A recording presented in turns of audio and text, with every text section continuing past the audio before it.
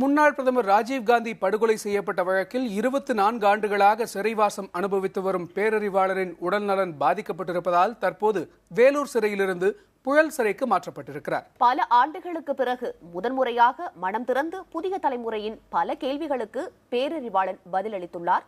கேள்விகள் என்ன, அவருடைய பதில்கள் என்ன, இது எப்படி சாத்தியமானது என்பதை இப்போது பார்க்கலாம்.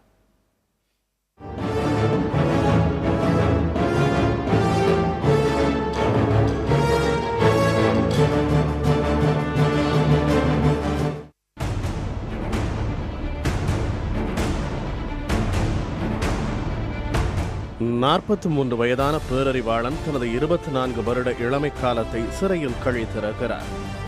முன்னாள் பிரதமர் ராஜீவ்காந்தி படுகொலை வழக்கில் 1991 ஆண்டு ஜூன் மாதம் 11ஆம் தேதி கைது செய்யப்பட்டு சிறையில் அடைக்கப்பட்டுள்ள பேரறிவாளன் பல ஆண்டுகளுக்கு பிறகு மனம் திறந்து பேட்டியளித்திருக்கிறார். புதிய தலைமுறையின் கேள்விகளுக்கு அவரிடமிருந்து பதில் பெற்றது எளிதில் நடந்த சம்பவம் இல்லை.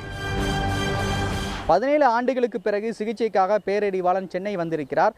பேரறிவாளன்னா யார், அவர் மனதில் என்ன ஓடிக்கொண்டிருக்கிறது என்பதை அறிந்து கொள்ள புதிய தலைமுறை ஆர்வம் காட்டியது. இதற்காக மருத்துவமனைக்கு சிகிச்சைக்காக வந்திருந்த பேரறிவாளனின் வழக்கறிஞர் சிவக்குமார் மூலமாக அவருக்கு புதிய தலைமுறை சில கேள்விகளை முன்வைத்தது. சிறைத்துறை, காவல்துறை, நுண்ணறிவு பிரிவு போலீசார் ஆகிய தடைகளை கடந்து பேரறிவாளனின் பதில்கள் புதிய தலைமுறைக்கு கிடைத்திருக்கிறது.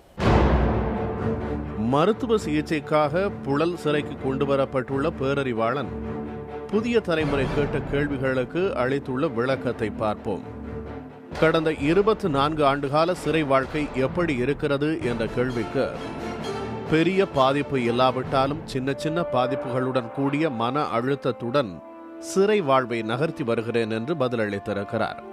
சிறைக்குள் மருத்துவ சிகிச்சைகள் முறையாக அளிக்கப்படுகிறதா என்ற கேள்விக்கு தமக்கு முறையாக சிகிச்சை அளிக்கப்படுகிறது என்று பேரறிவாளன் தெரிவித்துள்ளார். தமிழக அரசு விடுதலை செய்யும் முயற்சியை தடுக்கும் வகையில் மத்திய அரசு உச்சநீதிமன்றத்தில் மேல்முறையீடு சென்றுள்ளது குறித்த கேள்விக்கு வழக்கு விசாரணையின் முடிவு நீதியின் பக்கம் இருக்கும் என நம்புகிறேன். கடந்த காங்கிரஸ் நடுவண் அரசு உணர்ச்சி மேலீட்டில் செய்த அதே தவறை தற்போதைய நடுவண் அரசு செய்யாது என நம்புகிறேன். மாநில அரசின் உரிமைகள் மதிக்கப்பட வேண்டும் என்று தனது பதிலில் தெரிவித்திருக்கிறார்.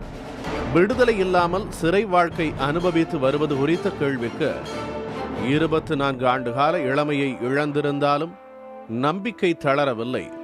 சிறை இழப்பையும் தந்தது, நிறைய கற்றும் தந்தது என்று விளக்கம் அளித்திருக்கிறார். ராஜீவ்காந்தி கொலை விவகாரம் மற்றும் விசாரணையின் போக்கு அரசியலாக்கப்படுகிறதா என்ற கேள்விக்கு உறுதியாக ஆம், அதனால்தான் தியாகராஜன் IPS போன்ற அதிகாரிகளே நான் நிரபராதி என்று கூறிய பின்னரும் எனக்கு விடுதலை, நீதி கிடைக்கவில்லை என்று தனது பதிலில் தெரிவித்துள்ளார். ராஜீவ்காந்தி படுகொலை வழக்கில் பேரறிவாளன் என்ற பெயர் தொடர்ந்து தலைப்புச் செய்திகள் இடம்பெற்றுக் கொண்டே இருக்கின்றன.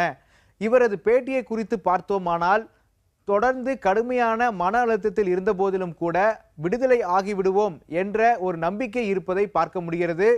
கடுமையான நெருக்கடியில் இருந்த போதிலும் கூட வர இருக்கின்ற எதிர்காலம் தனக்கு சாதகமான எதிர்காலமாக அமையும் என்ற நம்பிக்கை பேரறிவாளனுக்கு இருப்பதை இந்த பேட்டி காட்டுகிறது. புதிய தலைமுறைக்காக ஒளிப்பதிவாளர் குழுவுடன் மகாலிங்கம் பொன்னுசாமி.